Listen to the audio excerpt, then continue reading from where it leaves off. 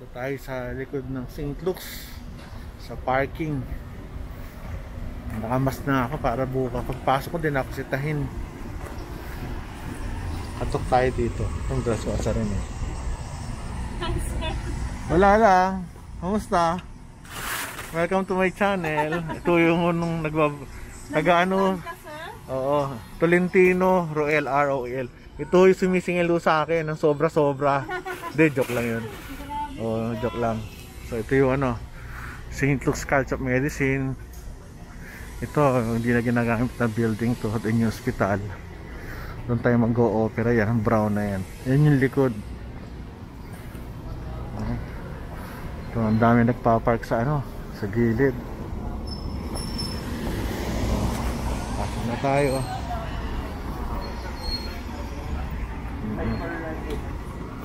Hyper-responsive. Kumusta? Dapat nyo nagsusumikat? Wala, sama lang sa vlog ko. Yun lang. Thank you. Ito yung poging kaibigan ko. Hawig na hawig ko. Yun, oh. Thank you. Pasok ka tayo. Ngayon tayo ay nasa loob ng ward. And tayo ay magpapapirma ng consent dahil hindi pwedeng ibaba ang pasyente pag walang consent. At kailangan bago ka mag-opera, explain mo yung surgery kung yung gagawin para sure na kaintindihan kayo, magandang communication. Dahil pag nagkaroon ng miscommunication, doon magkakaproblema. Importante na makusap mo yung pasyente para kung meron siyang tanong, sagot mo. Okay? Tapos pasyente. Sama na ako ng aking magandang nurse para makakausap. So tayo sa sa room. Tapos tayo magpapirma ng consent. Pag nababa ko na yung pasyente sa operating room. This is the operating room. Meron tayong na code dito. Sige, makapasok. Kailangan pindutin. Tayo sa operating room ngayon, no? Ginawa ko na ito aking green kasi sa St. Luke's kailangan ng scrub suit galing sa kanila para sure na malinis kasi pwede ang surgeon gumagamit ng scrub suit sa locker ng mga 2 araw. May pawis na mabaho at marami ng bacteria kaya kailangan laging fresh ang scrub suit sa St. Luke's. QC. Nasa operating room. Nakapagod din. Hintay ko lang ko yung pasyente. Sabi ko pagbaba na para makapisa kami na maaga. Ito kayo may meeting pa after ng surgery. Sana hindi na. Ito isang pasyente pero 3 surgery gagawin sa kanila. Hindi mahirap. Ayos lang, kayang-kaya. I will be assisted by my 2 surgical oncology fellows. Kaya mas madali for the consultant like me. Hintayin lang natin. Actually may libre kape dito at saka na magkakape after. So operating room, ito yung butis, lalagay mo sa sapatos mo o tsinelas, mask, plastic, lagyan ng bag, mask ulit, cup sa ulo. Sa ulo, yun. Ito loob na operating room. Dressing room na mga lalaki. Together with my anesthesiologist, Dr. Dong Brody, pain management specialist to. Siya magbibigay ng anesthesia sa pasyente ko. Halika, ba tayo? O paano? Hindi, yan. Magsusot muna siya ng boots. Oo. Pero pag masdan natin, baka magubot-ubad to eh. Siyempre, kumita man lang ako sa YouTube channel ko. Patay tayo. Oo, sige. Tagal naman magubad? Sorry. Pasabit ko sana sa Pornhub to eh. Gaganyan ako ganyan ako. Oo nga eh. Tawa tuloy si Ayan, Davey. sige. Hintayin natin sa loob. Galing ako ng recovery room, nakipag-chika. Ito yung operating room. Laki. Lalakad na yung anesthesiologist ko. Ay go, binaba ko lang para walang makita. So, this is the operating room. Wala po yung pasyente. Ay. Yan, din ako maghuhugas mamaya ng kamay. Dito, sa loob. Automatic yan. Tignan nyo. Okay ba? Ayaw matay. Yari. Ba't ganun? Ayun na, wala na. Ito, automatic din. So, dito tayo papasok. Nakaharang. Ito, anesthesia machine. Dito siya higa. Alas 4 na. Yung mga gamit.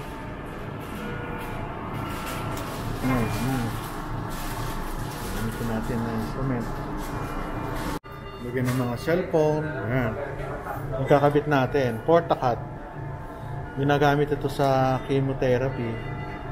Ayan o. So, nilalagay ito sa either subclavian vein o cephalic vein para mas madali ang maglagay ng swero, maglagay ng chemotherapy. So, yun. Medyo mahal lang yung instrument na yan kasi high-tech yan na device. Ito. Lalatag na niya. Sterile. Table.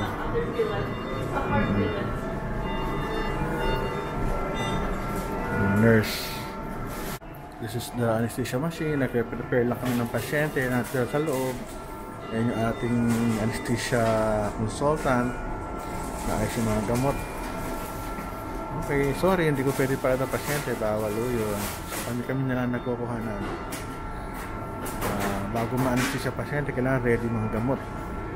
Ready ang mga gamit para hindi kami natotoxic na stress. Ito yung aming clerk. Intern ka?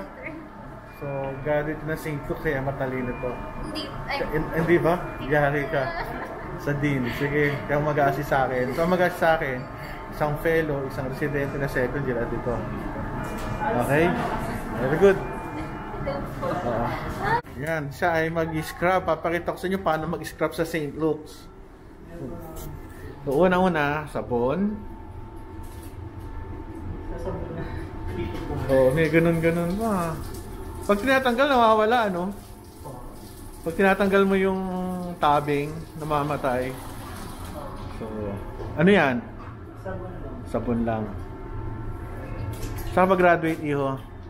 Sa Bulacan. Bulacan? Kaya pala mukhang mayaman ka. So, ito na.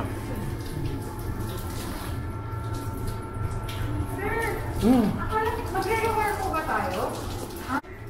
Kailangan malinis ang kamay. Ay, mga estudyante ko nanonood. Pasalamat tayo sa... Ano pangalan mo? Erickson. Ha? Erickson. Kala ko si ano ka, si Galaxy. Samsung. So, kaya nyo kung paano naglilinis ang kamay. Grabe, inubos yung stock ng St. Luke's, oh. Pero okay lang yan. So, ganun lang, ano. But mamaya babanlawanan niya yan mamaya. After mag, kita niyo yung kanya, ano, sigo. Galing. So, ganun na, pabalik-balik yan. Mga 5 minutes. Kaya, nagagaw na siya. Mag-gloves. Hindi naman masakit, ano? Pinatali ng assistant sa likod. Ayan, sterile ang pagkakalagay ng gloves.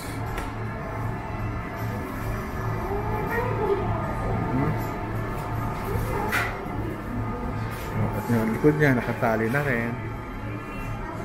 Very good.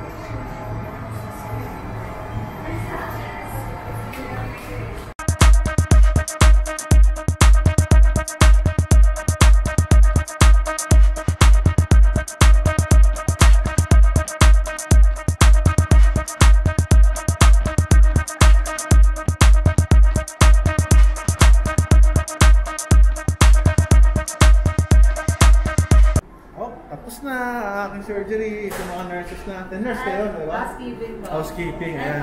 Tapos kami. Gusto nyo mapanood ha? Tolentino. Sunod, Ruel, R-O-E-L. Hanapin nyo ako ha. Bye-bye. Tapos na ang surgery. May pagkain dito pa, so hindi ako pwede kumain eh. Meron akong conference pang siya. Tatakbo pa ako doon. So sorry na lang ha. Ganun talaga. Ayan. Gabi na. Ayun, no?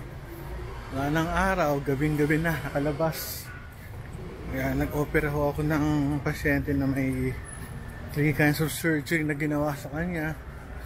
Pero okay lang. Meron kaming libre pagkain sa loob, pero dahil may conference ako ngayon sa labas, doon ako mag-dinner sa Luxent.